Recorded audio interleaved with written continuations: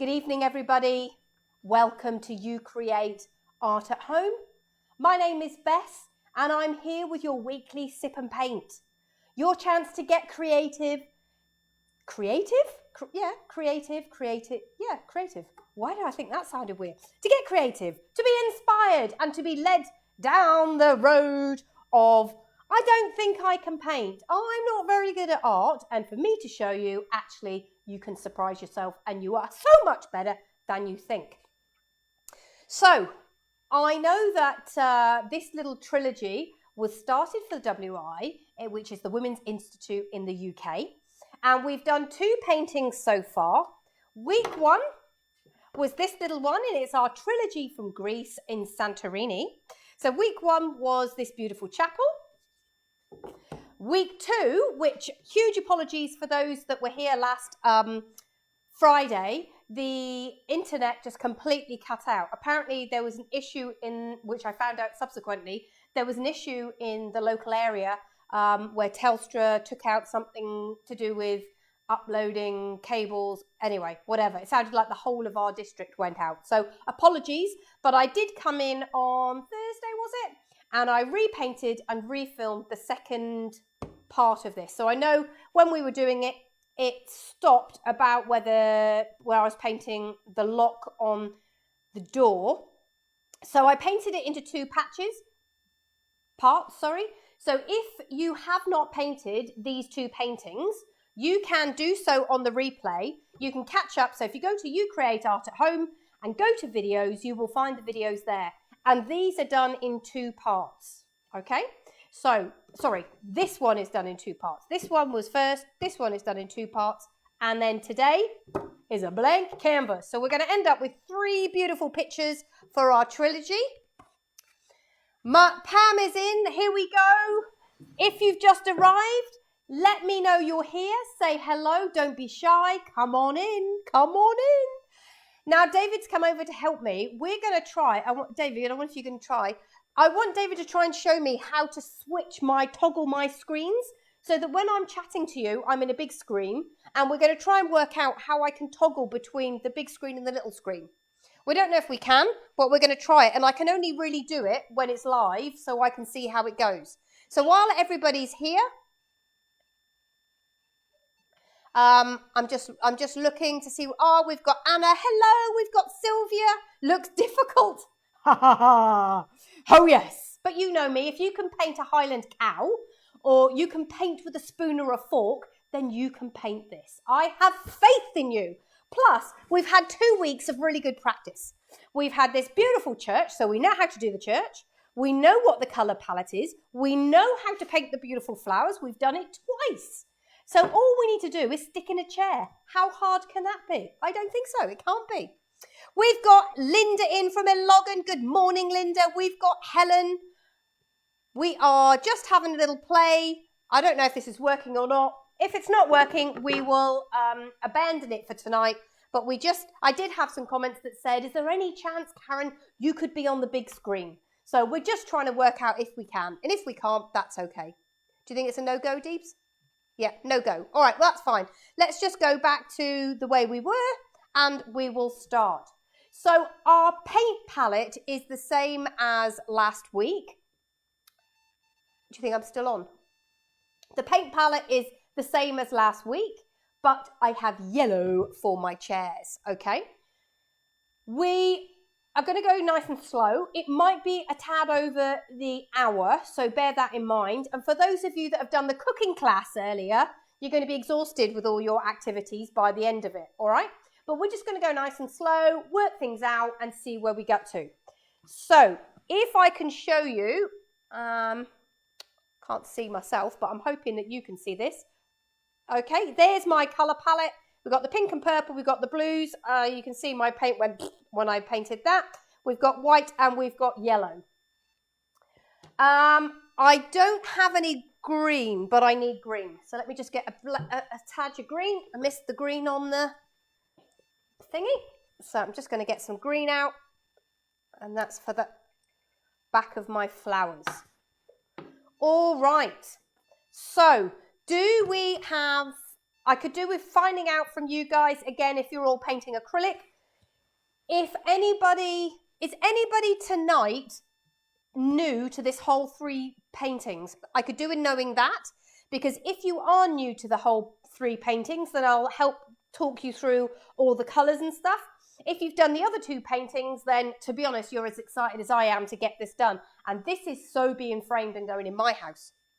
So let's see how we get to. Oh, that looks nice.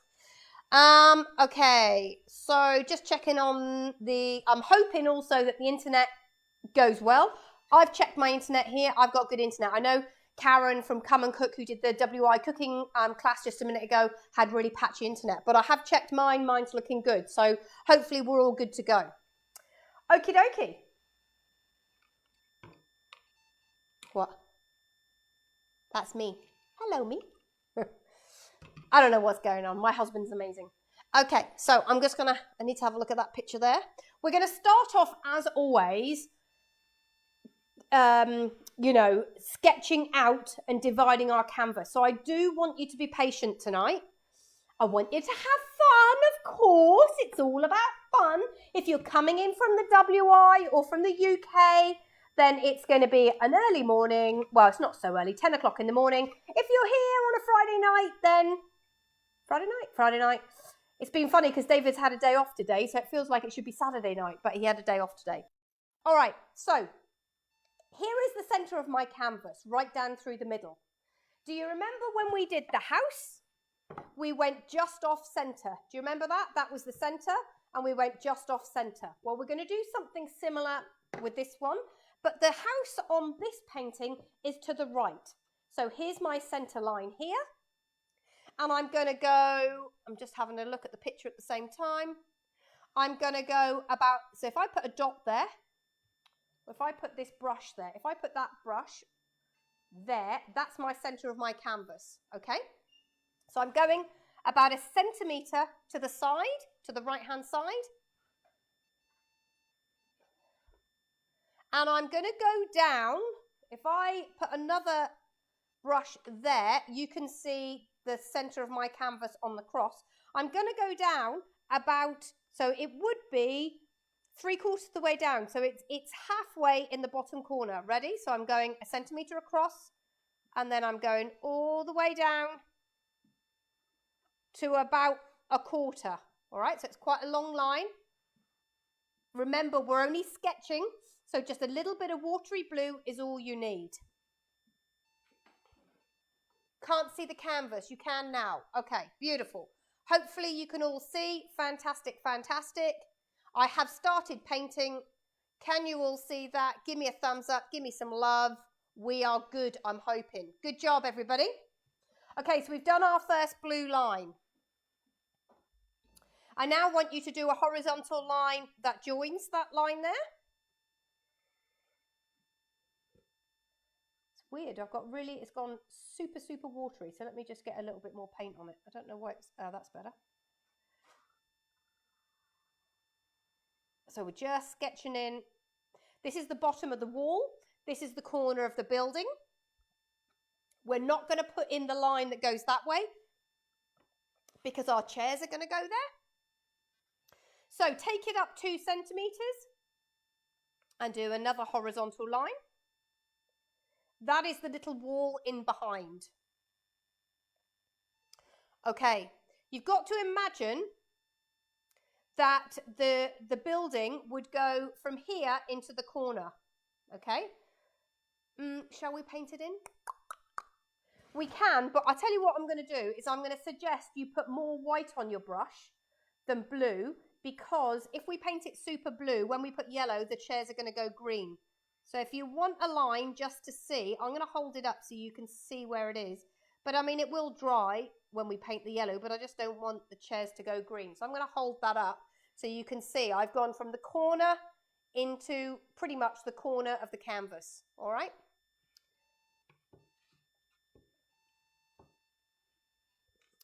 So I've got Joe Davies saying it keeps freezing. I think it kept freezing when Joe was trying to change the screen dimension. So he's gone now.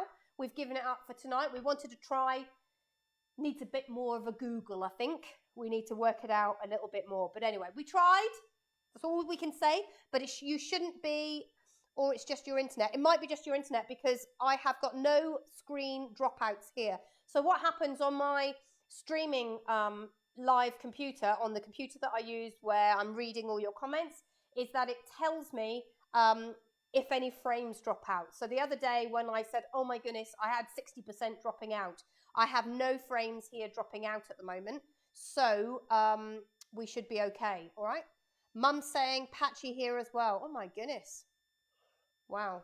Okay, well, I don't know. Feed very intermittent. Oh no. Signal poor. Are you having storms? No, we're not having storms. I don't know why. So we are clearly having the same problem as Karen did on her cooking session. But it's saying to me that I have no frames that have gone. Just check. No, I've got no frames gone. So I'm thinking that I have no problems here at all. I've got full signal and I've got no dropped frames. So there must be an issue with your end. So you want to see if you can carry on. If not, all I'm going to say is today I'm actually recording this session. So I will be able to put it up anyway. So I'm actually recording the record and then just rub it out. So I'm going to reposition mine because I felt like that was too high. That's better. So, okay, so we've got that shape there. Okie dokes. And then we need to put in those arches. So we did this on that first week, if you remember. Now this is a bit more close up than the first week that we did it. So we're going to have a bit more detail for our arches. That's too fat. I'm going to rub it out again. At least you can see when I'm rubbing out that I'm literally working it through with you guys. It makes you feel a bit more comfortable, I'm sure. Okay, so I'm just making it a little bit narrower. There we go, that's much better. And then an arch window, beautiful. You can just see the window on this side, so you can't really see that much. And then again, because of the angle of this side of the church, you're only going to see like a tiny bit of arch. Yeah, it's going to be squished. Beautiful. Then we have one more arch, and the final arch is about halfway in this dome, like that. And that is us drawing out all of the church. So you've done the tricky bit now. We've done the drawing out piece. Have we got, are you still on with me, ladies? I'm just going to check any messages. On and back, but lost loads. We'll have to go to video. I'm so sorry. I tell you what, take a phone grab right now of, you know, if you've got your phone, take a photograph of what I have drawn here now, okay? And it's just shapes, so don't get overwhelmed and go, oh my goodness, I've missed it all, I can't do it. It's only shapes. It's an arch. It's a square. It's another arch. Parallel lines, lines that have just gone down at an angle with vertical lines down there. Then I did a couple of vertical lines there, a horizontal line there. These ones went up just at an angle, horizontal line there, and a curve, as if it almost like if you imagine that's a tunnel. Up here is the same shape you did 2 weeks ago. So it starts with the square, one that's slightly more on an angle, this one goes off, and a dome at the top. So it feels in your mind that it's much harder than it is, but it isn't, guys. You've done most of these shapes. They're just geometric shapes, curves, arches, squares, parallel lines. Don't make it more complicated than it is. Start to panic now, you are gone. Don't panic. Take a deep breath. They're just lines, okay? They are just lines. I don't want you to get... Joe said, missed a chunk of video, but seems to be behaving itself. Yay! I don't know what's happening. I I have no control over the internet. You know, my option is I don't do it live, but then we kind of miss the spontaneity of the chat and the fun. And, you know, the whole point about live is the fact that you can connect with everybody. When it's all so staged and perfect, well, I don't think that plays to my aesthetic, you know, because I'm a little bit quirky and a little bit kind of out there. And I quite like the fact that live, oh, I just kicked you. But see, I can't do that when it's filming, because then you think, oh no, stop, I have to refilm. No, keep going. Let it blunder its way out.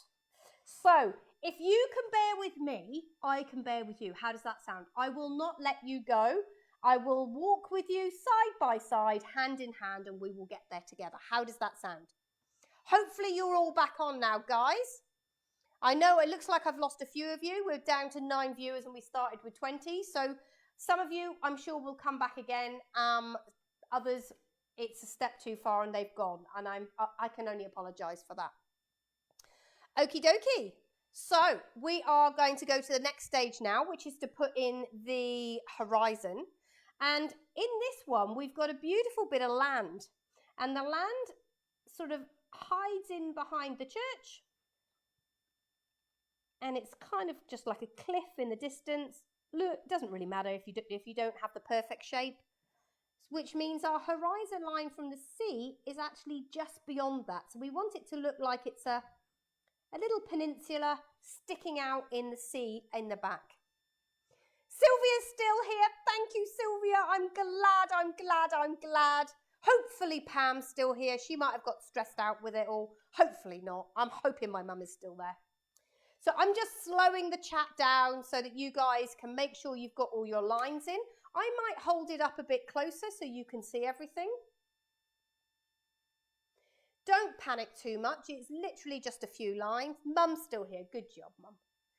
It's just a few lines. I'm so sorry about the internet. It's a nightmare, isn't it? We are doomed.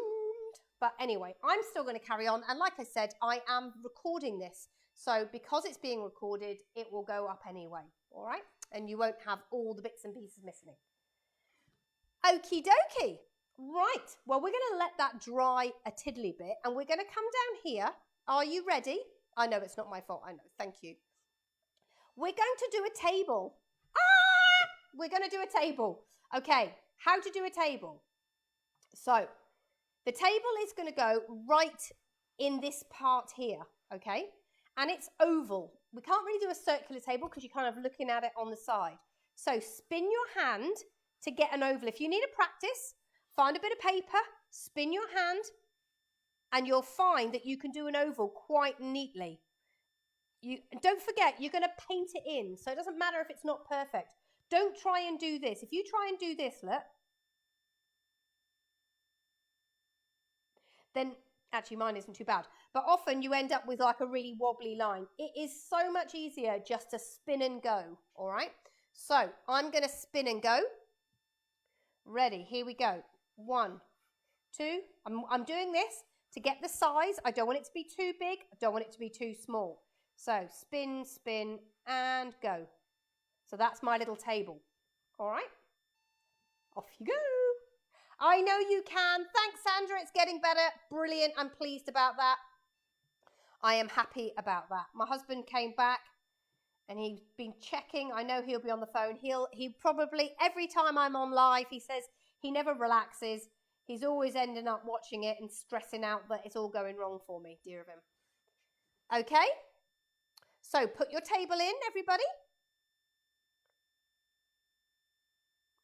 And once you've done your table, we're going to put in our table legs. And it's a curve down. And it's a curve that way. Remember, we're just sketching at this stage. And the one down the middle is just going to be straight. And I want you, I know it feels a bit strange, but you're going to kind of join it up with a funny little triangle. Now, the easiest way to say what that triangle like, I'm going to lift that up so you can have a really good look. The easiest way to say what that triangle looks like is, if I draw on the piece of paper, if I was to draw a coat hanger, it's like the shape of a coat hanger, yeah?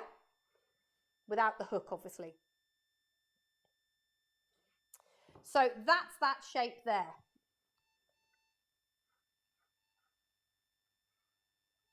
I think the top of my table is a bit too high. Just going to rub that bit out. There we go. Ooh, ooh, ooh. Beautiful. You see, that's why I don't get stressed.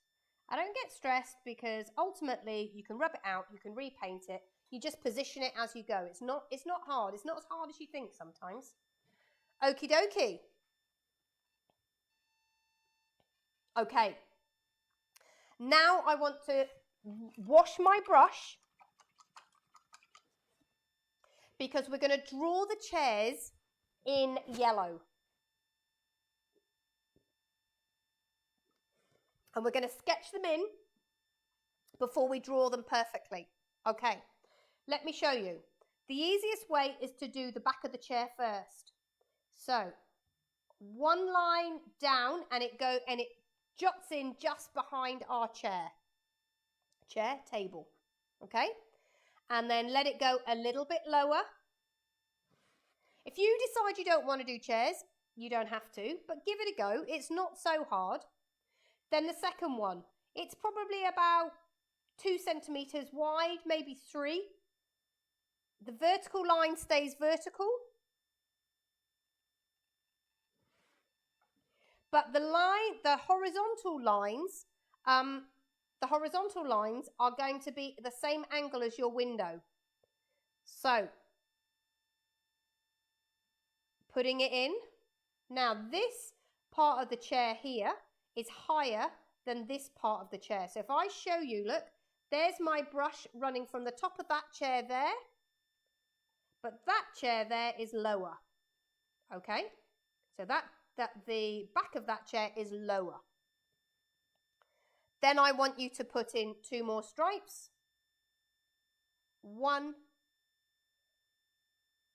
2.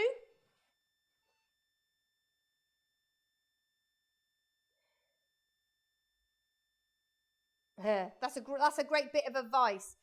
Sandra said, a boss told me once, everything is correctable. And in the main, it is. That's exactly right. There's never a problem. It's just something that's been undiscovered. And you know what? We can get our knickers in a twist worrying about, oh my goodness, or we can go, okay, well, I can deal with this. It's not the end of the world. And that's the way to look at things like this, isn't it? Okay. And you know what? This is tricky. But you know what? Why not challenge yourself? A few weeks ago, you didn't even know you could paint.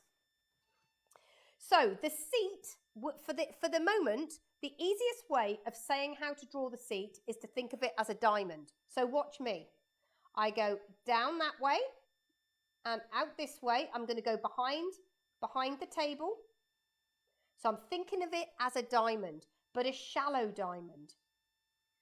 Okay, a shallow diamond. Like that. And right now we're just blocking it in, okay? Don't worry about it too much. You're just blocking it in. And then you can put your vertical legs down. So there's one leg. You won't see that leg because we've got another chair to pop in.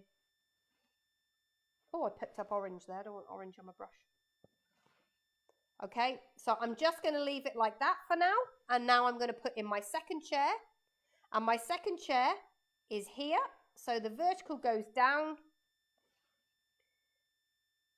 It's at an angle going off. The 2 extra lines, 1, 2. All the way down. This is going to be where the seat of the chair is. And you kind of, so if that was your diamond is going to be kind of like this way. So think of that as one side of the diamond. That's the point of the diamond. Then it goes up. Then it's going to go across and it's going to join up. So that bit there is the seat of the chair. That bit there is the seat of the chair. Then I'm just going to put some vertical lines in for my legs. And then that is going to be the other part of the seat. So all we've done is very loosely just blocked in those 2 chairs.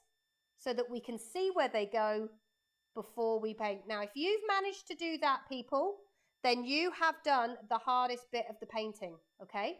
Because now we have it all locked in. We have it all drawn out. It doesn't get any more complicated than that. We're just going to paint in the lines now. So you've got your two little chairs. We're going to do a wine bottle and stuff later. But we've locked in where those chairs are going to go. We'll paint the detail in a minute, so don't panic. It's just plotting it out at this stage. Does anybody have anything that they're worried about? Sorry to arrive late. My painting is the other way round to yours. No problem. That's okay. Doesn't matter. What do you mean by the other way round? How can it be the other way round? Tracy? What do you mean? You mean the chairs are that way? And that's fine. If you want to paint that way round, that's okay. That's all right. I don't mind that. Okay, so I need to know from you lovely ladies. I know you're painting and stressing and worrying. I just need to know where you are, whether you've managed to plot that out. I've got a bit cold here. I'll just put my sleeves down. Do you like my earrings tonight? My little wooden paint palettes. I love them. They're really light. You can't even feel them. They're awesome. Okay, so we have plotted it all out. The next thing to do is to start to paint the white in, which is what we did with all of them. So we're just... Ooh. My microphone just fell off then. Okay, so we're going to use our white. We're not going to paint this side of the house first because all of that yellow is wet. So I'm going to start off by painting the back wall. And like we did last week and the week before, we're just going to start with a base coat of white. How's your week been, people? Things are changing up, aren't they? Everything's sort of changing up. I'm finding it kind of odd. I kind of don't know whether, you know, because we're in the first week of school holidays here, and I have been literally, my classes, this is the first week I've opened in 3 months, and my classes have all been full. I have prepped and organised so many classes. I've had a birthday party this week as well. I've got a couple of private parties for Sip and Paint booked in. I've got a corporate party booked in for the local dentists. It just seems to be like everybody's desperate to crack on, really. You know what I mean? It feels like everybody in the Gap besides our family have all gone either up the coast, down the coast, or on holiday somewhere. I keep going on the internet and I just see, yeah, I'm in the Gold Coast, pictures of beaches, pictures of people camping, and my eldest son has got a little job in Subways and he's just started. So we made the decision that we would let him, you know, get a few shifts under his belt. Bless his heart, he had a laptop for his birthday, which he spent half of his own money. So we're talking, you know, it was a couple of grand's worth of laptop. All of the family contributed from the UK. He didn't have a single present. He put it all to his laptop. We gave him our little contribution as mum and dad. The rest of it, he raided his piggy bank and paid for this beautiful gaming laptop. Last week of term, in a stress, he changed bags because he had a new bag that he'd been given from football, and the laptop fell out of his bag and slid down 2 flights of stairs and smashed. So we are claiming it under the household insurance, but unfortunately, because of COVID and everybody working from home, there is a world shortage of computers. You can put an order in for one, but it can't even tell you when it's going to be available. They have no idea. It seems like electronics are, plus the price has doubled. So my poor son is devastated, and we said to him, it has an insurance excess, which was pretty high because we wanted a low premium. So it was, I think, you know, a few $100. So he said, well, you need to contribute some of it. I said, you know, you need to learn the hard way, which felt a bit hard. So he wanted to get some Subway shifts under his belt to save some money, bless his heart. Okay, so I'm now just painting in the church. Again, remember what I said. You can paint over your blue lines because they will show through. a little bit. Don't get rid of them completely. There's no need, but we're just trying to give everything a good surface of white. It gives it a bit of texture. It means that when we put extra colour on and we blend it through, it's not going to end up being super dark because it'll have that base of white there. Gonna go up here. If you need to change brushes and get a smaller brush, then you can. So he was pretty devastated, bless him. I think he felt, and that day he was outside of, I can't remember which subject it was now. It's one he doesn't like. Oh, business, that's right. He doesn't like his business teacher. And they were just about to go into an assessment. And I said, how did the assessment go? And he went, I just couldn't think of anything.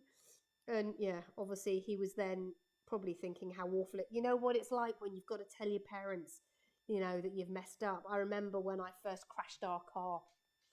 I was learning to drive, and I decided in my infinite wisdom, and it was only a cheapy runaround second car that we had for the kids to learn to drive in. It wasn't hugely expensive, but that's irrelevant. It was expensive to us and to children, definitely. But I decided to reverse it out the garage without the parent in there, and smacked the end of the car in straight away. And I can remember straight away feeling like, I was going to vomit. So I know how Thomas felt. And one of the things I learned when I was a child from both my mum and dad is that doesn't matter how hard things got or how I was a bit of a naughty girl. So how naughty I got in trouble. I'm never really naughty. I never got in trouble with the police or anything, but I was not a very good child at high school. And it doesn't matter how hard things got, my mum and dad were always pretty amazing at just going, you know what, if you fess up, you tell the truth, do the time, do the crime, do the time, job done. And so as a family, we always kind of were quite open with being honest about our misdemeanors. Those are the ones that were discovered. Obviously, I never told my mum about stuff she didn't need to know. And if I wasn't discovered, then there was no need to drop myself in it, so to speak. But that there was that sense of like refreshing honesty within the family that you could just say what you needed to say. So I had that same conversation with Tom, and I said, look, Tom, I'm not going to scream and shout over it because it's done, isn't it? We can't change what's happened. And I know you feel like the knots are in your stomach. You probably feel sick as a toad. So there's no point in me banging on and getting angry, and your dad feels the same. So let's just work on solutions and what can we do to make this, better, I suppose, or what can we do you'll have to take some responsibility, you'll have to contribute, which he's doing. And I just said to him, I just want you to know that you can always come and talk to mum and dad. We'll always be there for you. We'll always support you if you tell us the truth. And that's as much as I can do, really. And I learned that from mum and dad. So thank you, mum and dad. I think he was pretty grateful. He had a few tears, bless him, at 14. And gave me a big hug. Mum, so sorry. Yeah, it's pretty hard, isn't it, seeing your kid melt down like that? Okay, so I'm just going in between all these little lines. And I'm just painting that lovely bit of white, which we will knock back like we did before with a bit of the blue and the shadow in a minute. But we just want to get that lovely white, crisp white in first and get a bit of texture on our church. So I've done all of it besides the dome. There's no point in doing the dome. All right, there's no point in doing that. And now I'm going to do everything around the window, but I'm not going to go around those chairs because I don't want the wall to suddenly end up being pale yellow. So I'm just going to go down the sides here.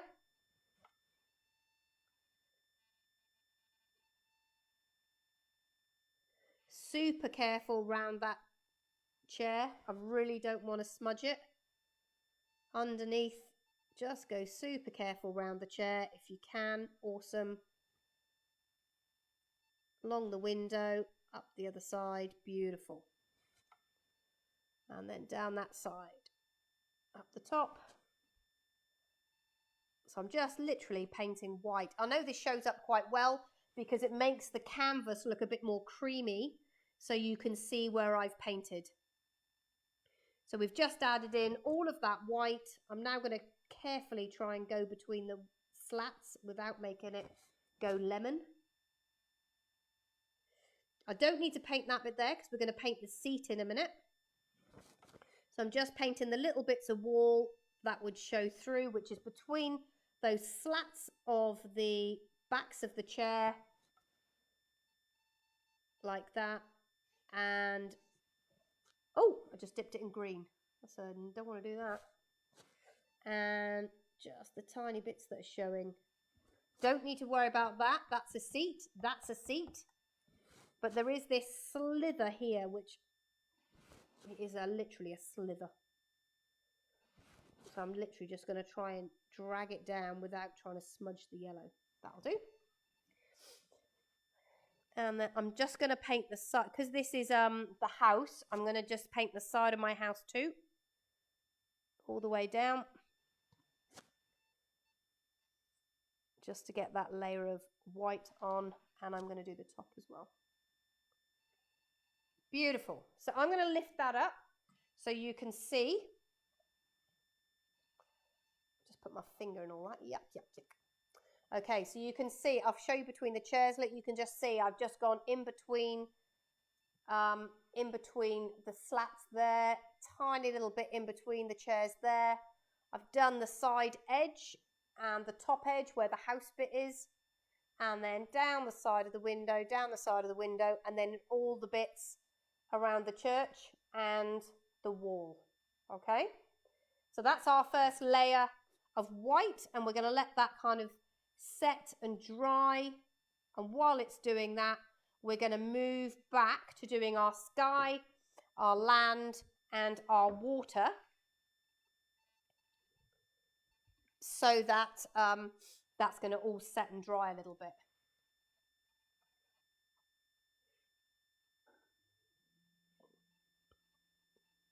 I hope you're all still with me. I'm sure you're beavering away, which is fan-dabby-dozy. Fan-dabby-dozy. Okie dokes. How are we doing?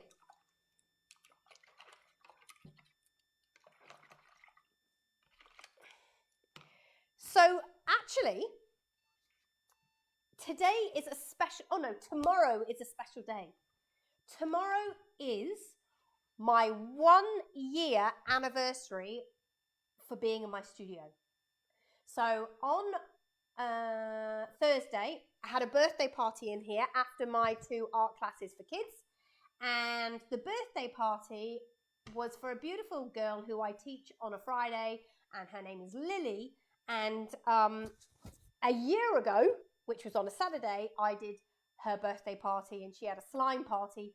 This week, she painted dragon eggs, and it was a year ago. And that party last year was my first function in the full studio. So I didn't have hardly anything on the walls. It was just a big empty room.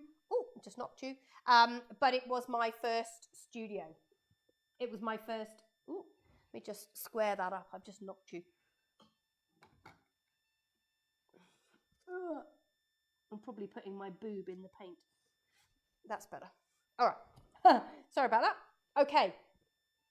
So yeah, it's my first anniversary. And because one of the things that we're doing here in the studio is we're having a little pop-up shop, which I might show you some of the bits and pieces that we've got afterwards. We're having a little pop-up shop. We've got this group called the She Shed, which is a bit like WI or CWA, but it's not really a global association or an Australian association. It's essentially a friendship, connecting, networking ladies group, which me and a couple of friends set up here in the Gap. And we are having monthly speaking sessions, monthly social sessions, and craft and art groups. And we got a little committee, but there's no membership. It's just all very lovely and all very easy and very simple at the moment. And because of the little pop-up shop, we've just brought in some furniture and upcycled it a bit, and we've got some materials, some homemade soaps and things like that that people are making. We're going to have an opening, so we're going to do a celebration for my 1 year anniversary, and we're going to have the opening of the shop called Recreate, and we're going to do it as a Christmas in July party. So July the 25th, we're going to have a party here. You are all invited. If you live in the other side of the hemisphere, then maybe I'll do a little Facebook Live so you can pop in as well and you can see the party. We're going to have mince pies and mulled wine because it's freezing in Brisbane at the moment. And we are going to have a little Craftmas in July. Do you like that? Do you like the pun? Craftmas in July. But all of you beautiful people that live in the Gap and my local painters, you are welcome to join us. We're going to have a couple of crafting demonstrations, some things set up. We're going to have some Christmas lights and some carols or something.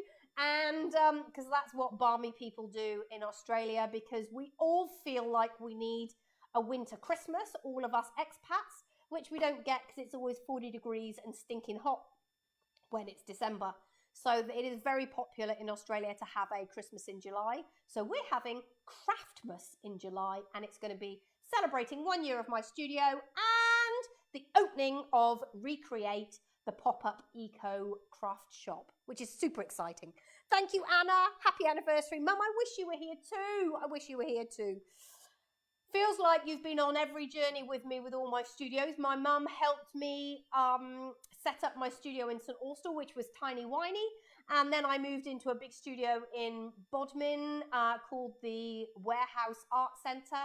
And my mum and her partner Richard were amazing. They helped paint the walls, and David plumbed in a sink, and it was just fantastic. And that was the home for the WI when we first launched WI Jailbirds. That was the home for the WI for a good couple of years.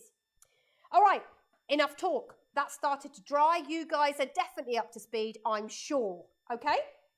All right. Now, who can remember how to do the sky? Actually, before we do the sky, let's do the sea. So, remember how we did this last week? We want the paintings, because they're a trilogy. You just put my finger in it.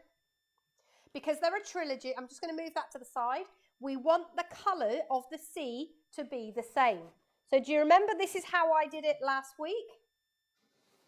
Ooh. So we want to link them up. So when they're on the wall, they have a similar colour story. All right? Now, this one is obviously in the foreground. This one is much closer because you can't see horizon. So in this instance, I'm going to use this picture here for my colour waves. I'm going to line up the horizons and we are going to start painting so we get the same colour. I'm going to use a pointy brush because I think a pointy brush is going to give me a little bit more direction with the detail. So I'm lining those two up. Let's get my blues, pull my paint down. Okay, and I'm going to start. The darkest bit is down the front, if you remember. I want to do the side at the same time.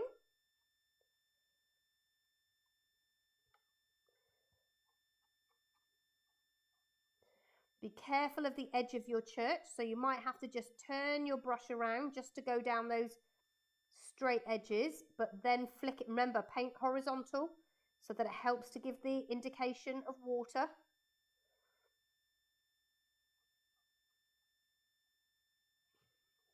Now I'm going to add a bit of white. And I'm not blending it in the palette. I'm just going to let it blend on the canvas or paper if you're using paper. I'm going down the sides at the same time so that I have the same sort of colours. I'm just going to try and get a tiny bit more white just for around the headland there, around the little peninsula.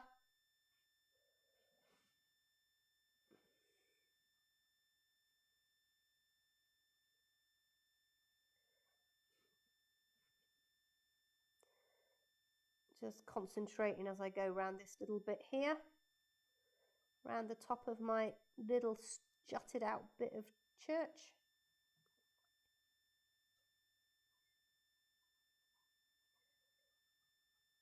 It is quite tricky to do when you're doing it on a small scale, and these are quite small canvases that I'm using.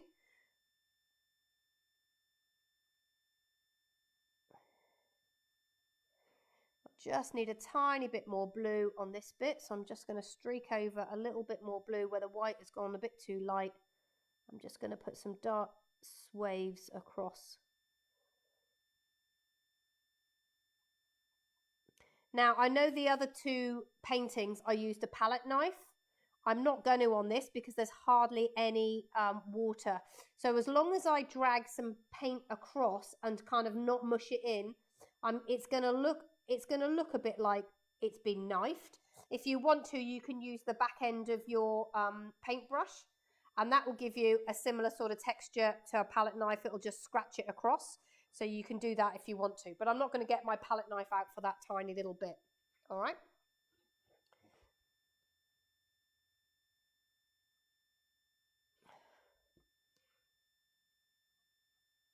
I'm just going to try and dry brush that in a bit. There. That's better. Okay, now the landscape in the back, I want to be a very soft purple. So let's move that one out the way now because I've done that one. Let's move that back into the middle and I can get my palette out. So I'm using a bit of purple with the blue, and then I add white and I'll end up with a beautiful soft kind of purple. And I'm going to use that in the background. And your peninsula can be whatever shape you want. It doesn't have to be identical to mine.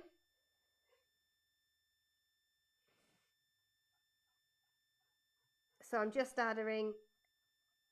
literally painting in that shape. I'm not painting too heavy, so I haven't got heaps and heaps of paint on my brush. I don't need to. Don't need heaps, okay? It's a soft in the distance, and I'm just painting through where the land and the sea join, so it's just soft as it goes into that area.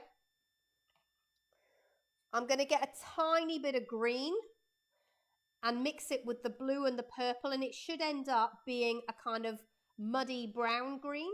If I lift that up, and I'll lift it up into the camera, you can see the colour that I've got there. It's kind of like a muddy green.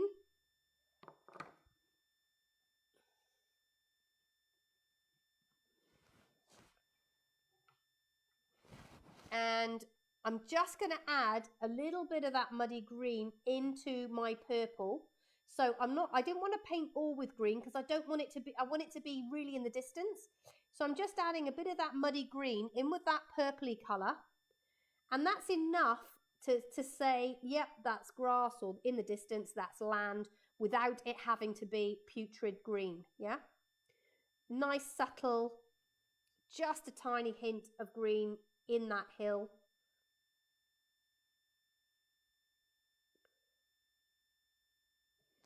I'm going to lift that up so you can see it's hardly anything at all. Just wait for the camera to focus. There you go. So just a tiny bit of green, but you can see in the distance, it does have just that edge and that colour.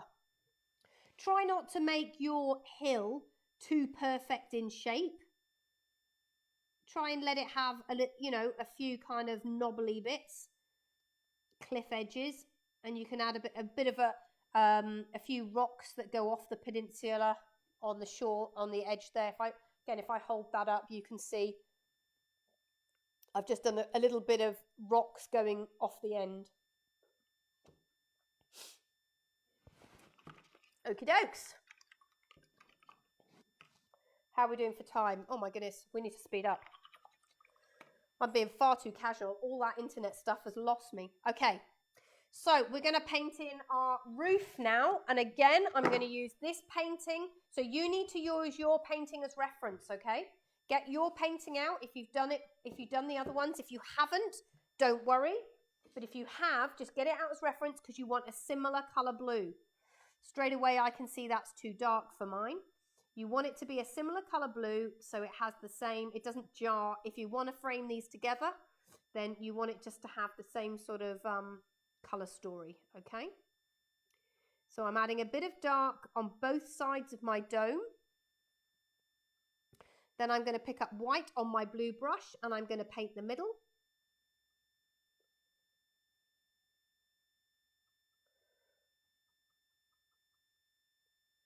And you need the white in the middle and the dark on the outside to give that sense of curvature.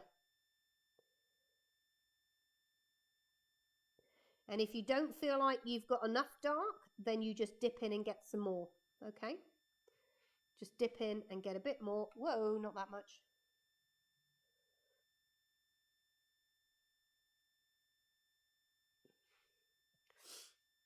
I feel like I've got a cold coming on. My nose feels all blocked up.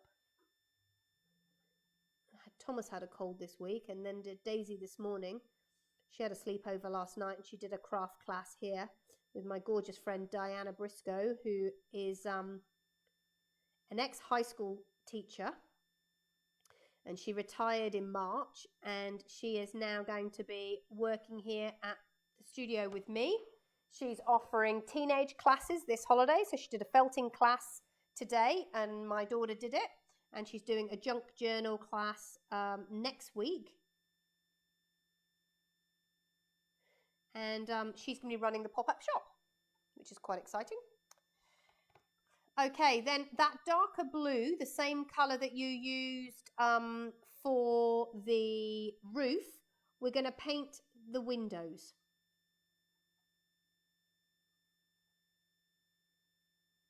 So we're going to paint inside the windows. We are going to put some detail on them afterwards, but we're just going to paint them for a minute in one colour.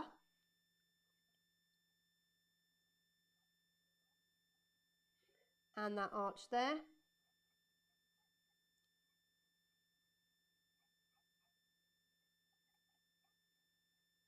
Now I know if some of you are from the WI Wanderers, I know Michelle, who runs the WI Wanderers, is really keen to have photographs of all of your 3 paintings when you finish them, ladies, okay? So you can take a picture of this one tonight and send it to me. And then when you've got all 3 together and they're dry and you want to share it to the world, please do, okay? Please share it on the WI Wanderers page, but also please share it with me, because I'm dying to see. Okay, the top of these little windows have a straight part. So I want you to paint, it's almost like an inlay of plaster, I guess. So it's got little arches, little straight arches. So just get a bit of white and paint over the blue. And the reason why I'm saying do it now is because you'll end up with a nice light blue, which is going to give us that tone change that we want without having to do anything. Because you've just painted it blue, paint over white, and that's going to give you that little tone change without having to paint it or mix a blue up. So we're just painting almost like a little eyelid. Is what it's like, a little eyelid. Good job. I put way too much paint in my palette tonight. Okay. Now, while we're doing blues, we are going to paint in our table.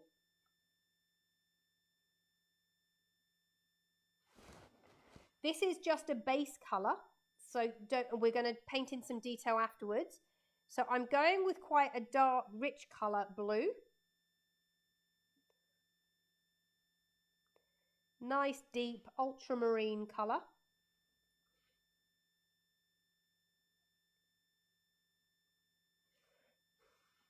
And I'm going to paint in the legs. And I'm pressing with my brush just a little bit more, and it's giving me enough width to get the table leg. So follow the guidelines you've done, but just press a tiny bit more,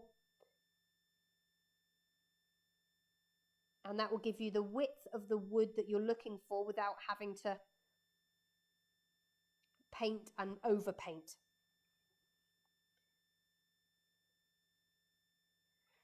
Beautiful. Everybody okay? Everyone keeping up? I'm going to move this one out of the way now. You see, you're doing really well, guys. Hopefully you're all having a beautiful, fun, gorgeous time. You're loving your work.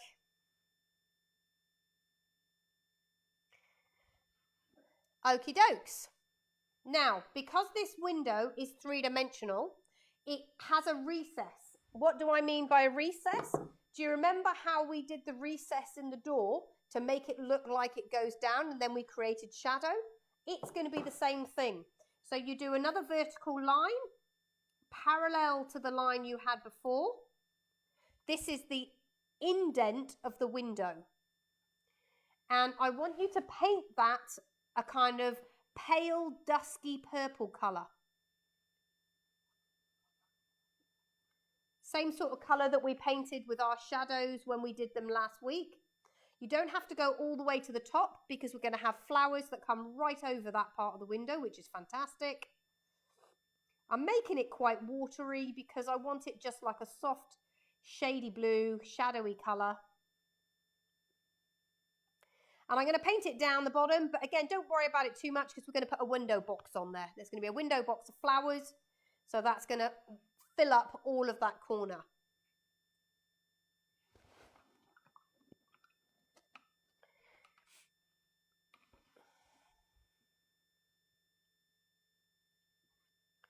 Then add a tiny bit more blue to that dusky purple colour. Make it a smidge darker. So it'll just be a smidge darker on the purpley colour. And I want you to paint in the window.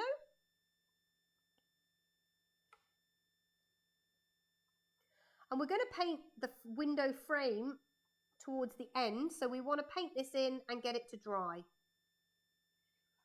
So you're just painting it in. You can hopefully see the difference in colour. This has more blue. This is more of a grey purple. And then I added, it was started off as the same puddle of colour, but I just added a bit more blue in it. So I've got a bit of a richer, it's still in the purple colour world. Oh, got a bit of yellow there. It's a bit random.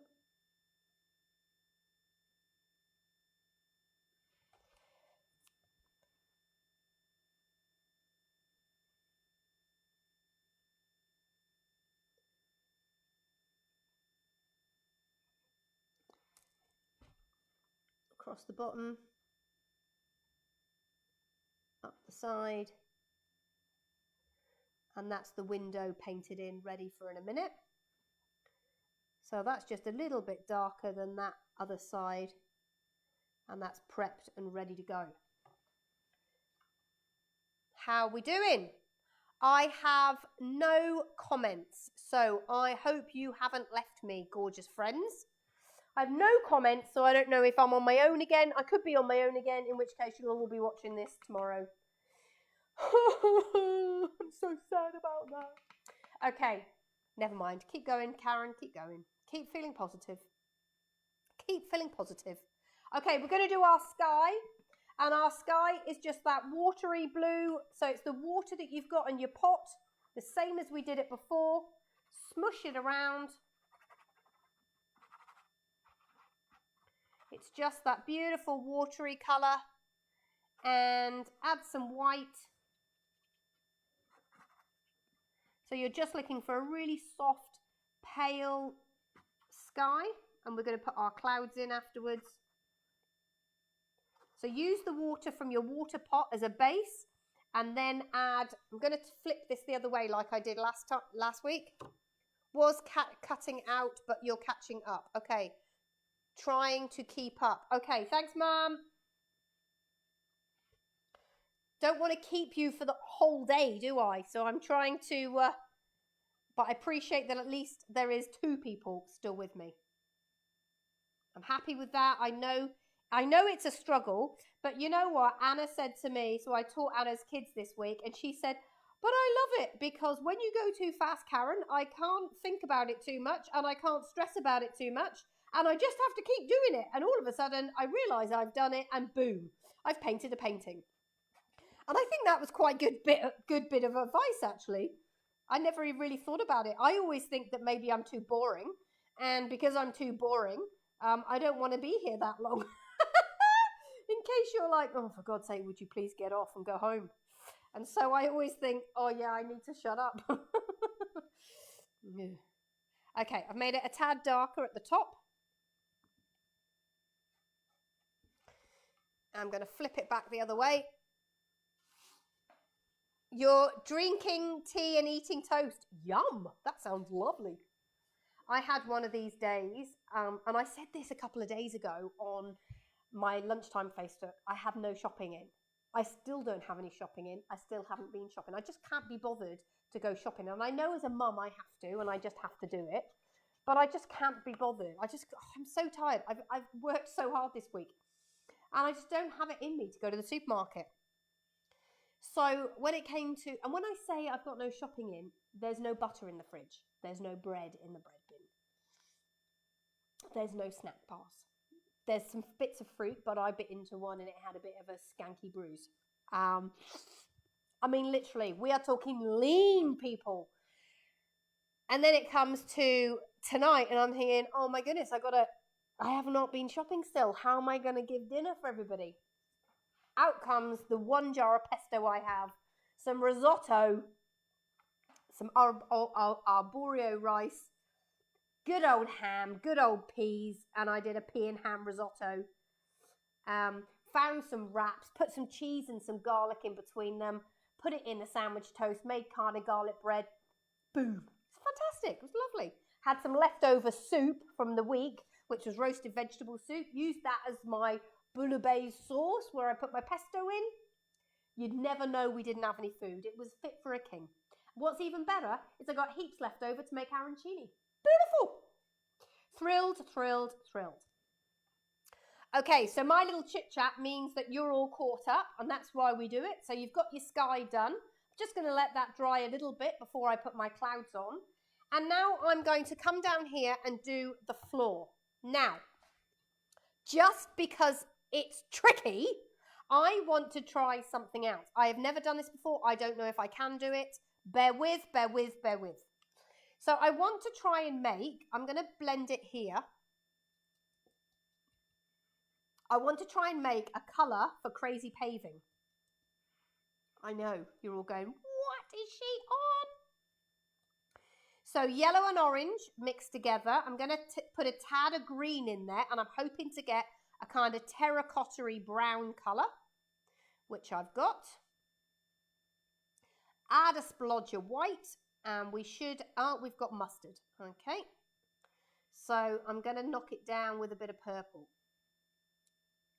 All right, that's a bit better. So I wanted this kind of dusty brown colour.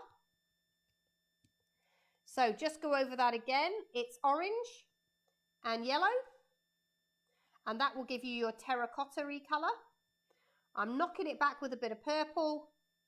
And that's just going to give you almost like a nice warm brown. It's not a dark brown.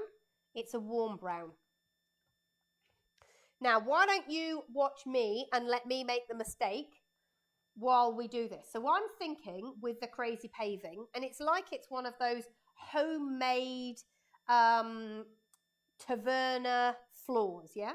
So I'm just going to use my brush and I'm just going to paint it in kind of different directions and let there be space in between.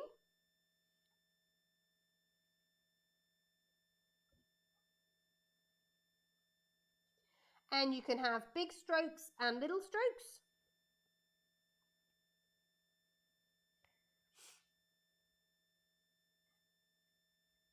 And once this is dried, we're going to put like a little wash of colour over the top. It's a bit like painting a zebra, a giraffe pattern. So this is how you do it when you paint a giraffe pattern. Use a square head brush and you just kind of paint funny little shapes in any direction. I'm just going to switch up to the round brush now, and I'm going to paint some little tiny triangles in the spaces that are left, you know, as if they're like little small slabs, like little randomy shapes, and that's going to help us. So this one here, look, I'm just going to fill up to there.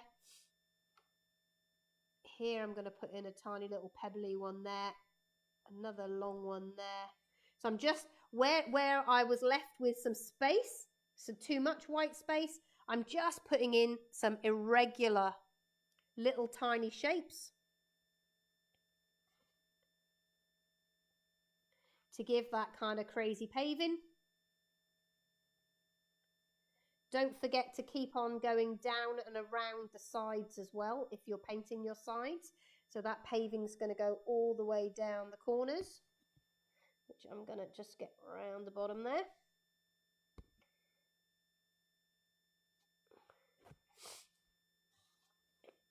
Let me show you what I've done on the sides. So you can see I've just carried that pattern down the side, look.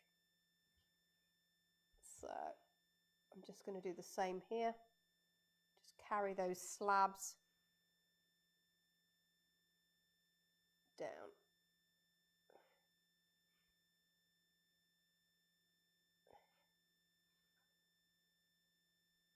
I think maybe I've got a cold coming.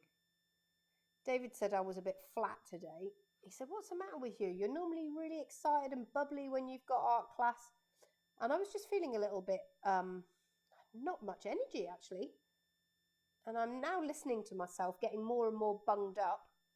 And I'm just wondering whether I've got a bit of a winter cold coming, which will be my first one of the year. But like I say, Daisy and Thomas both had colds. So maybe they've passed it on. Maybe Mum's going down with it. I hope not, but we will struggle through if we have. So I'm just going to keep that pattern going underneath the chairs. Don't worry about the seats. We're going to mix up a different colour for that.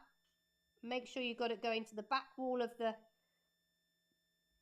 up to the house bit and in behind the table.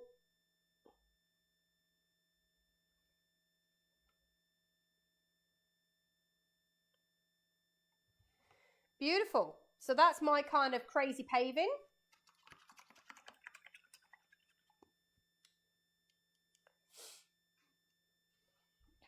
Okay, while we've got that big splodge, I'm going to add more orange to it and a bit of pink, and we're going to get that terracotta colour.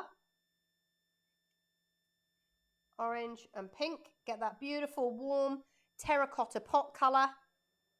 And we're going to put one big giant pot here. And obviously, because this is on the edge, it is going to go round the painting, round the side. So make sure you paint round the side if you're doing your edges. Curve the bottom of the pot. And it can be whatever shape. So you could do, you know, a square shape, or you could do a roundy kind of shape, whichever you prefer. So we've got one terracotta pot there, and then we've got the window box, and the window box is literally going to go right across the window.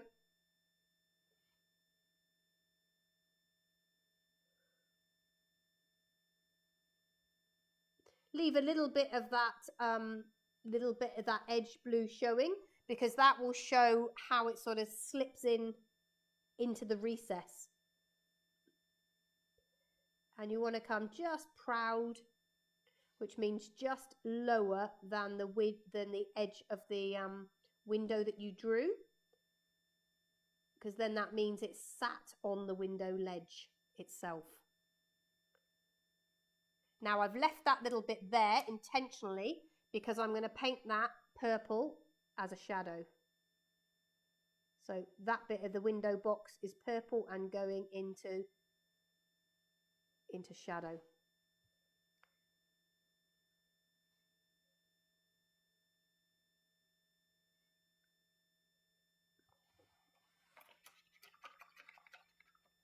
Beautiful. So that's that little bit done. Now, if you add a little bit more purple to that and try and make a darker brown, and when you're making browns, it's a bit hit and miss. The more orange and red you put in, the brighter the brown is. But brown is essentially lots of colours mixed together. So you can see, look, I'm adding a bit of brown there, I'm adding a bit of green there. If you've got brown in a tube, by all means, put your brown in your tube. And I'm going to get my thin brush and watch what I'm going to do. I'm going to do a vine right down on the corner of this building. So just take a 2-second break and just watch me.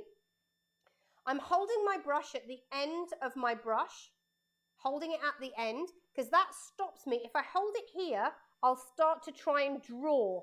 I'll draw it. And my brain will say, go here, go here, go here. If I hold it down here, it's a bit looser, and it means that it becomes a little bit more random, a little bit less defined. So I want to try and create a knot of the vine. I don't know what this plant is. I'm not botanical at all. Wish I was, but it's some kind of beautiful vine. So I'm just going to drag it down the corner of the building, and I'm rolling my brush and dragging it as I go down. And it doesn't matter, guys, what shape it turns out, okay? This is a piece of nature. So it is craggy, it is random, and we want to have a couple of them interplaying, so almost like a plait. So I'm letting my brush go off and weave around, and it's kind of just dragging itself down like that, okay? If you pick up bits of brown or bits of yellow from your mix, that's fine, but you don't want it to be super light, so just paint over if there's any whitey bits that are showing.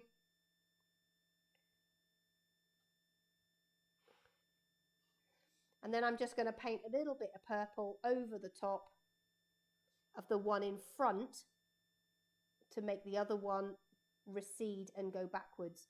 So I'm just, purple gets absorbed by brown. It's a dark, it's a dark tone, but it will just add the shadow that you need. And that other one will kind of recede in behind it, which is perfect. So that is my little vine in the corner.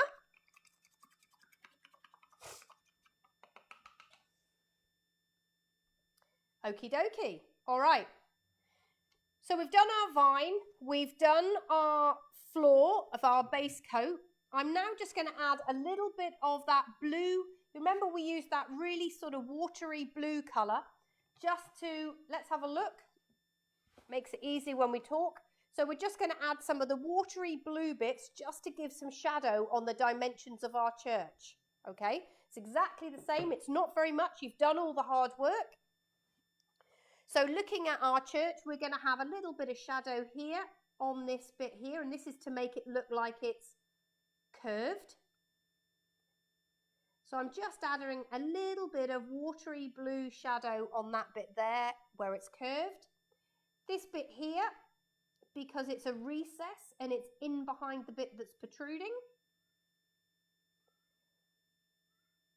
And the same here. And that's to make that archway pop forward. So I'm not painting super heavy, I'm just literally laying on some tiny bits of pale blue just to shadow it out and give some dimension to my church. This one here is in the background, so we're going to add some blue shade to this side of the dome.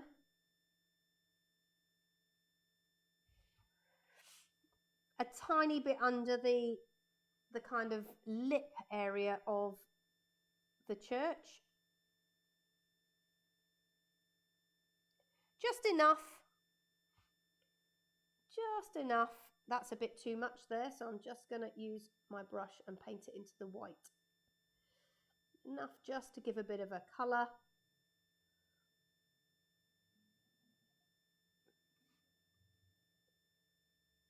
And I'm trying not to leave too many painty strokes and just kind of blend it in just enough, just knocks the white off and just gives a bit of three dimension. And now I'm going to just try, like we did with the other one, I'm just going to try and get some darker areas. So a bit of purple with my blue is always going to work well. That's going to give the shadow. Never use black if possible, especially on a painting like this. So I'm just going to try and add in a bit of deep purple just in where the corners are.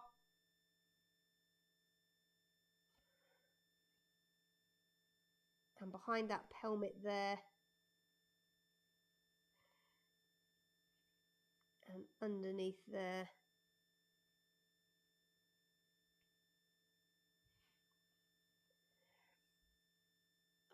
I'm looking at this thinking, I actually used blue in the last one, so I'm now going to put some blue over the top.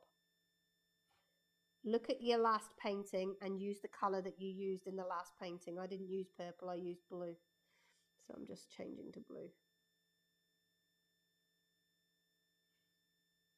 Okay. Beautiful. Now these windows have a little bit of detail. So we're just going to add the line down the middle and the cross at the top.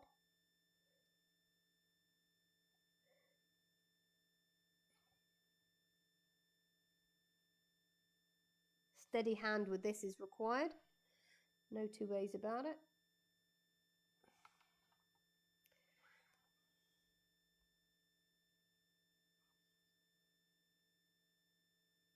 And you're not going to love me, but it actually has a bit of fretwork on it. So I don't know whether you'll be able to do this or not.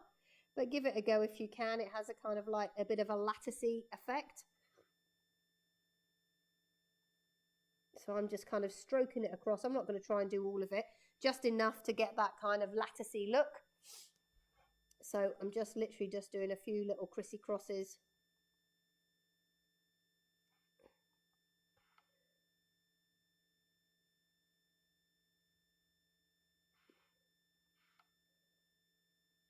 You can't even see anything in that one, so I'm just going to put in some blue.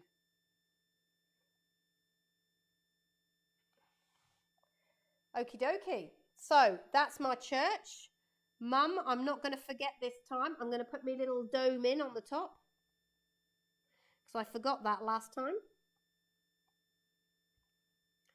Put my little white dome on the top of the church, and then it's got a little cross on the top. Beautiful.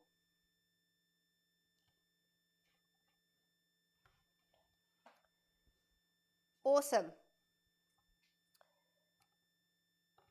Okay, we're nearly done. We're going to work on these chairs now. So this brown that I've got for this chair that I used for the vine, I'm going to use that to create the chair rattan. So I'm going to paint, it's like one of those woven chairs. So I'm just going to paint kind of strips going across.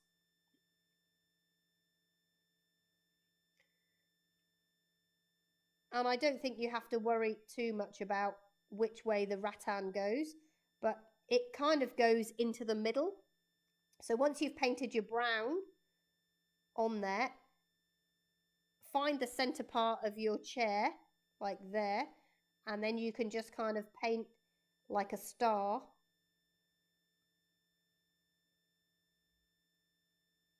And I'm just going to pull it down as if it's the front of the chair. And you do want that kind of variety of colour in there. So you want a bit of pale, a bit of yellowy brown, a little bit of dark brown, you know, just like a natural fibre would be. And the same on this one. So I'm just going to paint it like a star.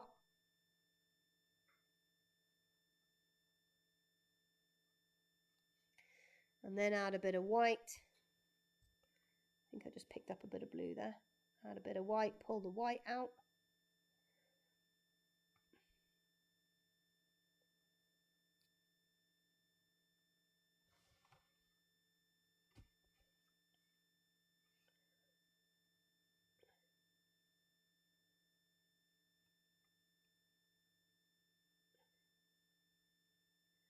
So just try and get that kind of little, you know what I mean, those woven seats that you get in a chair. I'm adding just a little bit of yellow because rattan-y, it's strawy colour, isn't it? So that's a bit of yellow, a bit of brown. Awesome. And once we've done the chair pad or the seat part of that chair, that now we can overpaint the chair legs, because you've got that seat bit done, and we can overpaint the chair, the wood part of the chair, which I'm going to do with my bigger brush. And this is where you're going to start to, you know, draw in the shape of your chair. So I'm getting the top of my chair a bit thicker. And on the original painting, the top of this part of the chair is actually thicker, you know, like you would have on a normal dining room chair, I guess. It's part of its wood design. If you want to just do straight chairs, you can.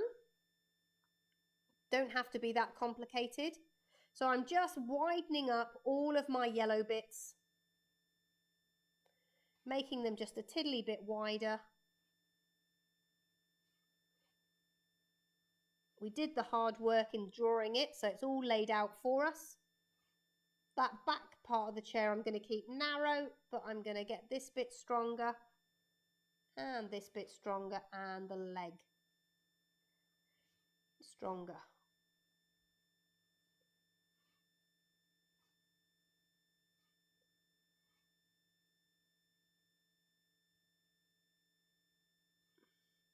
And the same with this chair, so make this one curve at the top and straight across. And straight down for the leg. Nice bit of yellow down the side. Across, across.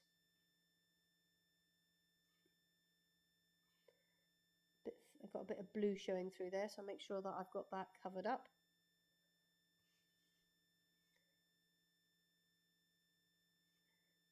So I'm just strengthening up those original yellow lines that I drew. All right. And to make it pop a little bit more, I'm now going to use some of that brown. And to make it three-dimensional, what you do is decide which side is in shadow. Now, if we assume that the light is coming from here, then the shadow is going to be on the right-hand side of each chair leg. So this side is going to be shadow. Straight down. Then the inside of the chair leg there is going to be in shadow. And this side of the chair leg is going to be in shadow.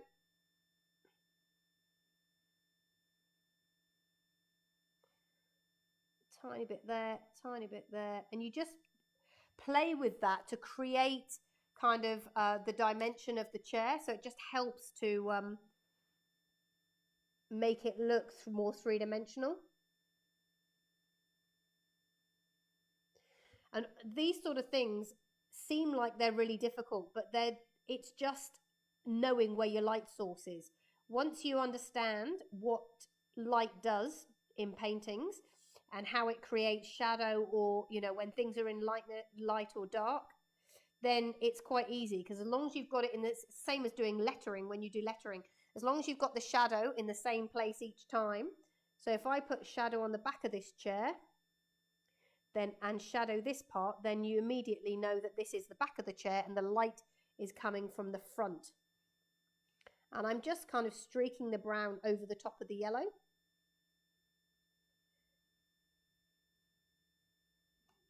Just to create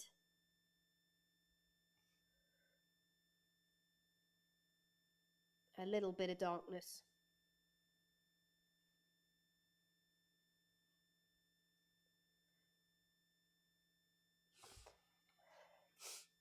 I'm not going to put any light on that at the moment. I'm going to let that dry off just a little bit. So I need to put shadow on that bit there and shadow on that bit there. So this is the back of the chair. So most of this back of the chair is in shadow. And the front of the chair is obviously going to be in the direct light. So that's my two chairs done. Hopefully you're all still with me. We've pretty much finished except for the flowers, guys. We've done really, really super well. I'm going to add a little bit of that pale shady blue just to the inside of my wall here. So I've just got that purpley blue, and I'm just going to smush it around the wall just to give a bit of shadow to this side of the wall. Start making it darker at the bottom and just bringing it lighter as it travels up the wall. And then we're going to add just a little bit of shadow on this wall here as well from the foliage that's going to be dropping down in a minute. Just add some little patches of shadow. Just bounce it around to kind of like soften it in.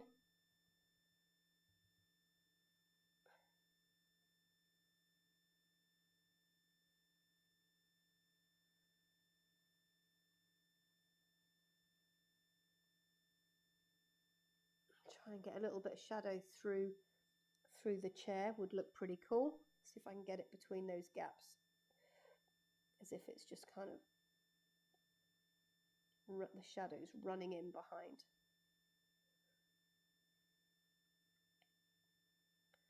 Beautiful. So this is just going to really help to give it some dimension. A little bit of shadow here. Just, you can do them odd shapes because the shadow is the shadow that's coming down from the foliage, the flowers that we're going to just put on the top in a minute. So I've just bounced it and it's just a little bit drippy just down like that, and that's just the shadow of those plants above. So that's our last bit that we're going to do in a minute. Do you remember I said to you we're just going to do a light wash over our crazy paving? Now yours might not have dried enough. Mine hasn't dried perfectly, but I'm going to create a purpley brown is what I'm going to try and do, because I want to just try and create a bit of a wash, and it's, when I say wash, I mean quite watery, just to go where this wall is. I'm going to put it on, and I'm putting it over the crazy, what do you call it? The mortar? You know, the sand, the stuff, the white stuff, what's that called? Whatever that's called. Can't remember what the name of it's called. So I'm just going to put it on, and I'm going to get a kitchen towel and I'm going to blot it off, and that will be enough just to stain. So let me just go and get a kitchen towel, just over here, see if I can find one, because I don't want it to be really dark, but I want it to be enough just to. So I'm now just going to lay on a paper towel over the top, and I'm just going to, can you see how it's just absorbing the paint? And then when I peel it off, it didn't quite work actually. I think my crazy paving is too wet.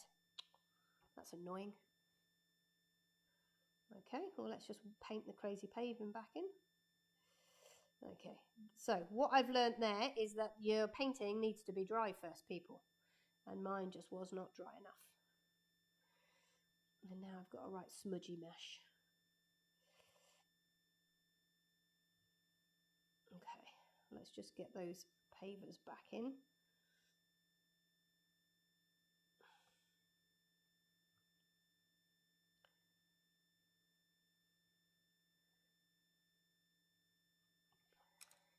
Okay, so I'm going to have to do it by hand, which was, if you dry yours, you'd be able to do this. But basically, I want to try and create a shadow just over where the floor is. So I want to paint, I want just a tiny bit of almost like grey purple to go over those stones, so it looks like the wall is just creating a shadow. So I'm trying to just kind of, that's better. And I want to just knock the really, really whiteness of that mortar where the back of the wall is going to be, just so it's not so bright. And then it kind of brightens up as it comes forward. And that's going to, why am I doing that? Well, because that's going to give me a sense of depth. It's going to help me with a sense of depth.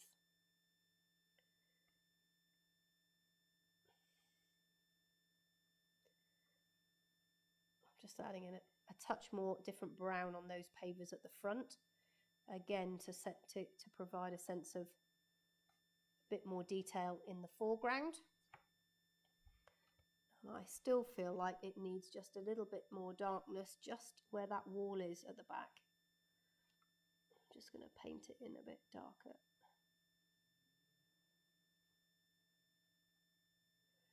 So I'm just bouncing my brush just along the back there. That's it. That's what I'm looking for. That kind of soft shade that's right in the back. And then there would also be the same shadow where that pot is. So I'm just going to add the shadow where the pot is.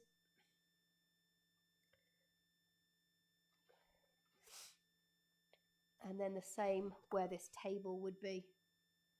So I'm just going to add the table leg shadow.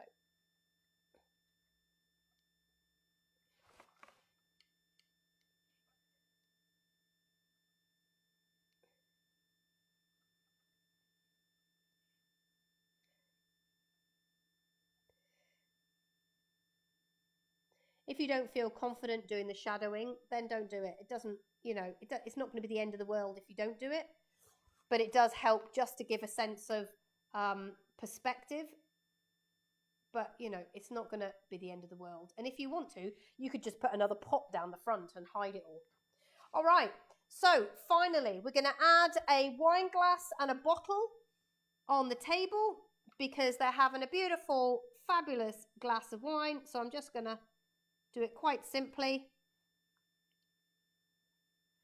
A couple of wine glasses, long straight down there, and then across the bottom for the stem.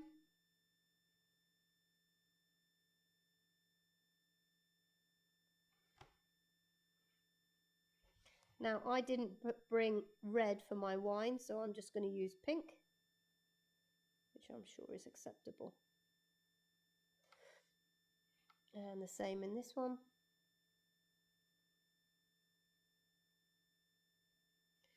And then I'm going to use a big bit of purple to do my bottle. And I'm going to leave the space where the wall is quite cleverly, and that's going to be my label.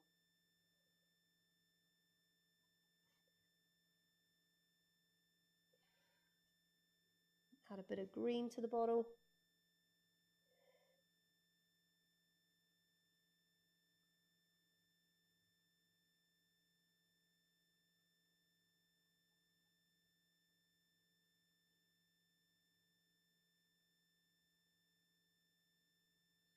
So there's my two little wine glasses and my bottle on my table.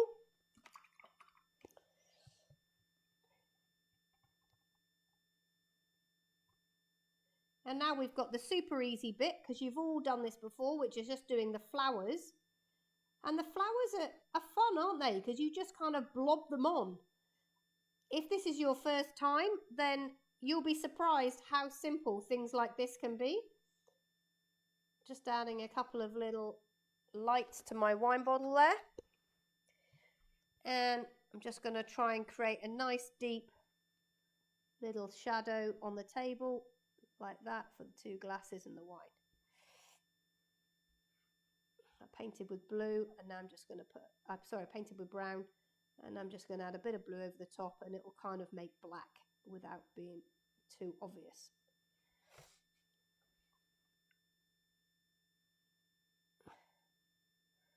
And as with everything, when you do low lights, you have to do highlights. So we want to make the table look round.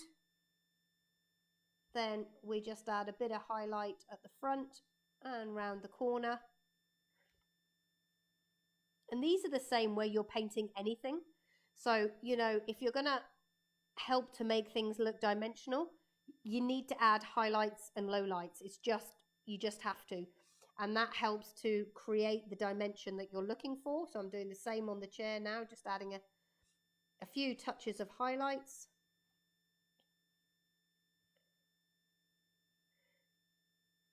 And immediately we get the sense of, oh yeah, we can see where the light's coming from, because it's catching on that side there.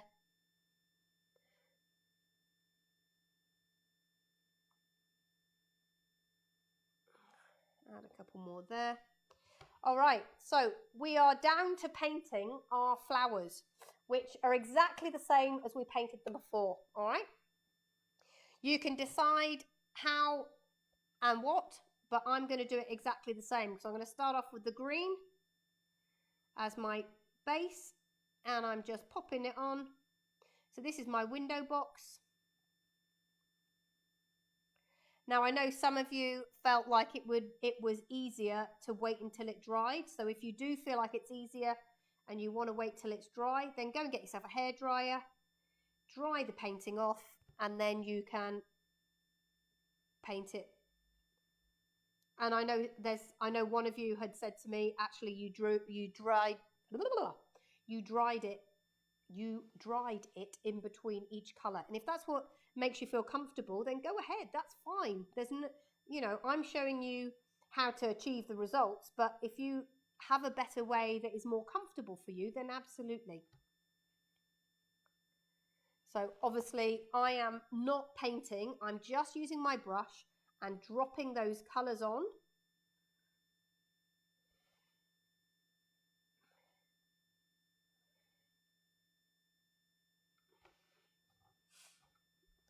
And because the vine is there, I am going to add some green just around the base of that vine. Just some touches of green.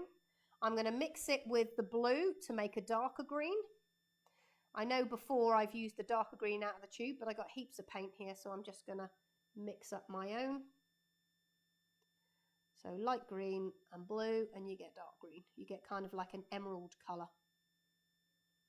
Grout, that's what the word is. Yeah, God blimey. I could not remember that word. I absolutely had a brain fart, didn't I? I could not remember. Grout, yes, painting the grout. Thanks, Mum. All right, so I'm just adding in the darker green, just enough just to get some depth, really.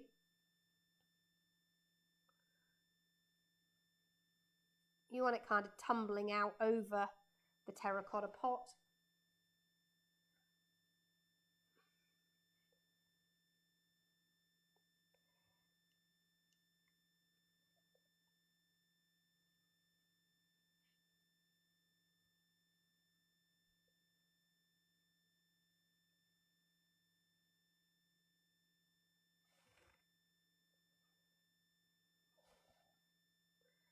Okay, so that's my green pretty much done. Give my brush a really good wash.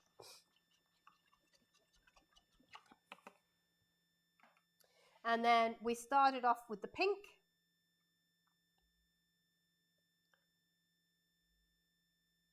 And this really is drop and go. Don't smush it in. You just need to drop the flowers.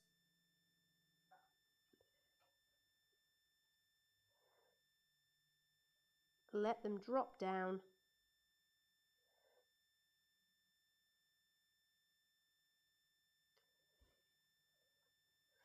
And I want quite a bit here on the wall. So I'm going to thicken it right up there.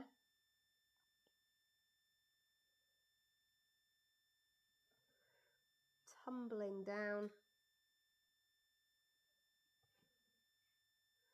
And then the same at the top. So this bit here is now going to be full of flowers.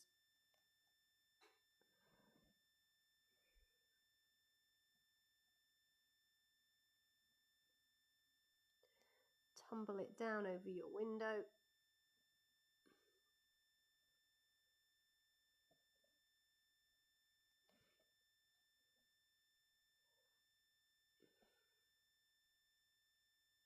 And then some in the pot.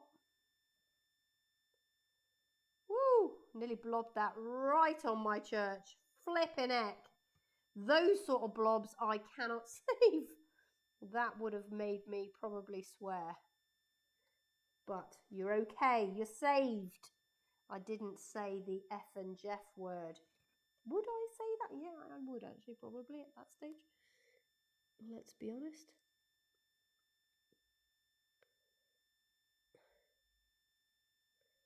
All right, so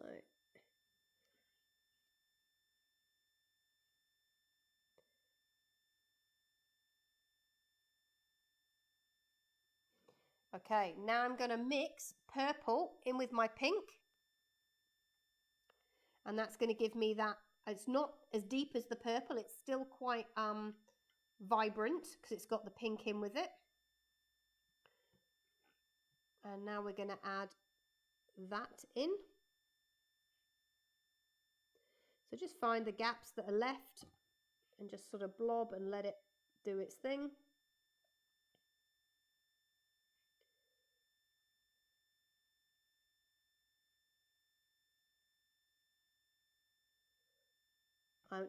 The trick is to just have enough paint on your brush that you can kind of roll the paint off and it kind of just rolls and drops down. Now, certainly when I painted this last week, it wasn't dry the next day. It took a good couple of days to dry, actually. Might be different for you guys in the UK because obviously you've got the summer, but here at the moment it's pretty chilly. Everybody's got their fires going, not us. We don't have a fire, but we do have heating. So we got the reverse cycle heating on the other night because it's cold. Hence why I've got a little sniffly nose.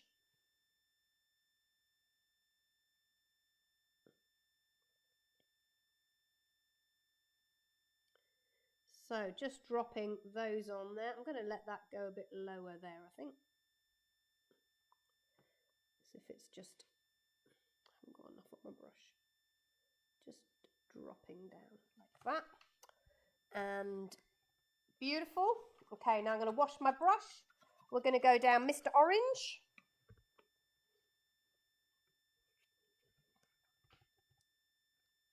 Now the orange is very much an accent, so just a little bit. If you're not sure, go back to the painting you did of the door and just check how much orange you put on that, okay? Looks quite nice if you have it, you know, punctuating small areas and dropping down. So, you know, down over that blue, for example, is going to look stunning because orange and blue are opposite colours. Try not to paint over your little cross of your church. And then a bit on this. And I'm literally just dribbling it on this. I'm just going to dribble it. I'm just kind of shaking it off my spoon, I called it, paintbrush.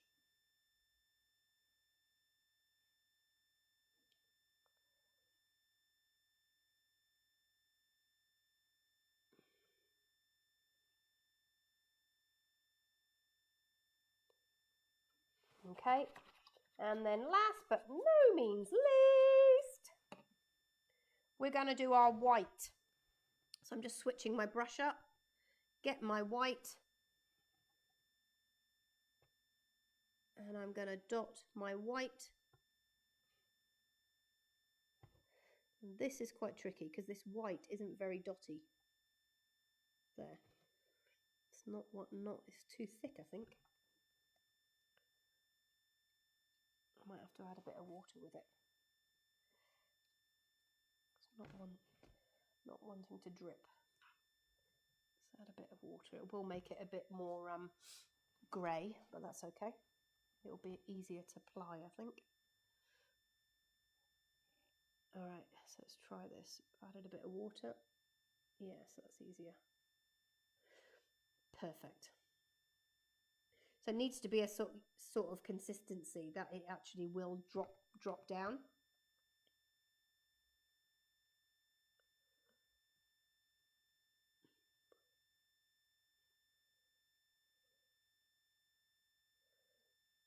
And you get a sense for how much you need to add. Sometimes you don't need very much. Sometimes you've got enough, perhaps something else showing you've got enough of the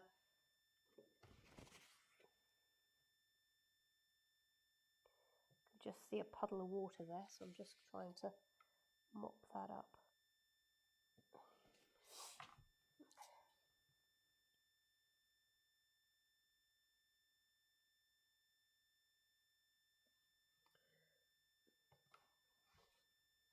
Finding this white tricky. It won't come off my spoon, off my brush.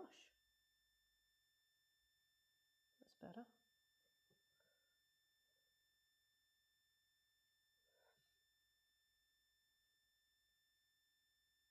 You don't want very much, but if you've got it in the other paintings, then you do need to have it, because at the end of the day, they're the same.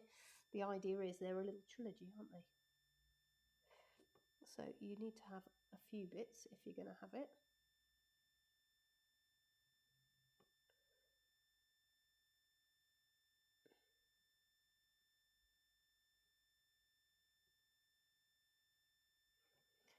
And I've got a really ugly bit here, which there was obviously a water drip and it's made it horrible. So I just need to do something about that. What can I do? Try an orange, that's better. Just need to patch up that blob.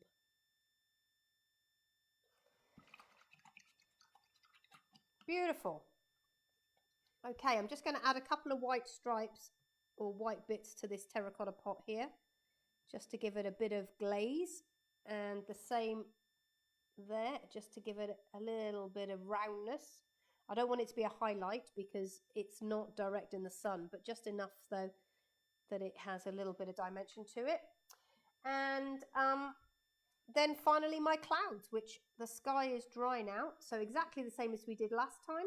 We just pop in a few little white clouds. Don't make them too specific. Just a little bit of puffiness in the sky. And maybe on this one, I mean the other ones had boats.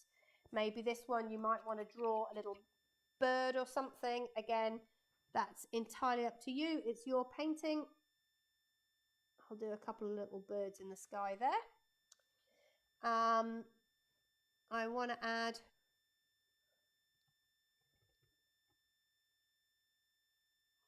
a little purple line there between the shutters, like that, and I'm just going to do a little latch as if it's a window latch. And then a bit of a frame.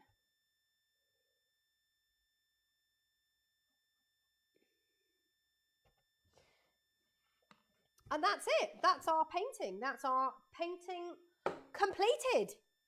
I hope you guys managed to get through that, and I hope the internet hasn't dropped out. I guess we will see if it has. I apologise if it has. That is poo, but I'm hoping it hasn't. So here is today's painting, and here is the little trilogy all together. 1, 2, 3. See if I can move that over.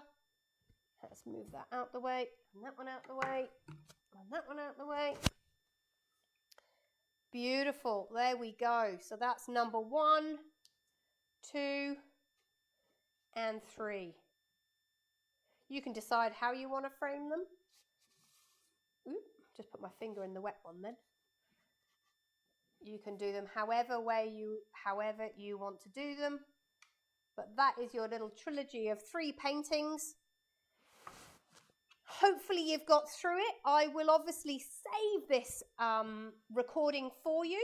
What I would suggest you do is just while you've got your paints out, have a look at the 3 together. Make any little amendments that you want. Maybe you want some more white here, some more orange there. However you think you might need to add a bit of detail. That way you'll get that real sort of collective, cohesive story. I think they look gorgeous. I can't wait to get them framed. I'm really thrilled. I hope you've enjoyed it. It's been great fun, if not a little bit traumatic, but it's been really good fun. How did you all go? Thank you, all good, beautiful, beautiful. Well, I hope you're probably going, oh, don't go. Make sure you take a photograph of it. I will post this straight away on site. But yeah, I love it. I think the only thing I'm thinking is that my one here is a bit darker than this one. And although that this one is in the distance, it just feels like I need to marry up the colours. And that's what happens. Oh my God, that's gone green.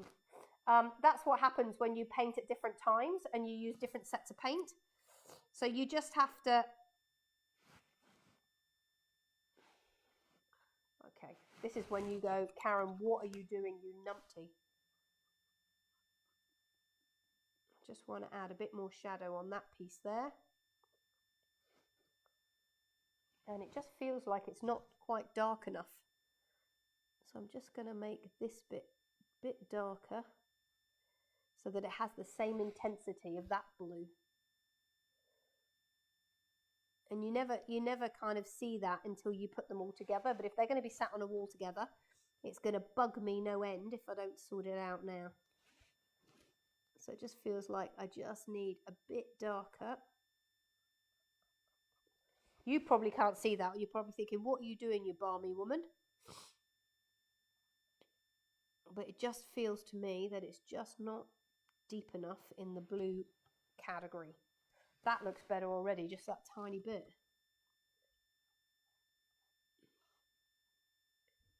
Yeah, that looks better already. And you see how my shadow is kind of purpley colour? Well, I need a bit of that purpley. It's definitely more bluey. It's more like that colour. So I need to try and get the same sort of shady colour so that they look similar. So I'm just going to try and put a bit more of the bluey, shady, lilac-y colour where my shadow is on this one.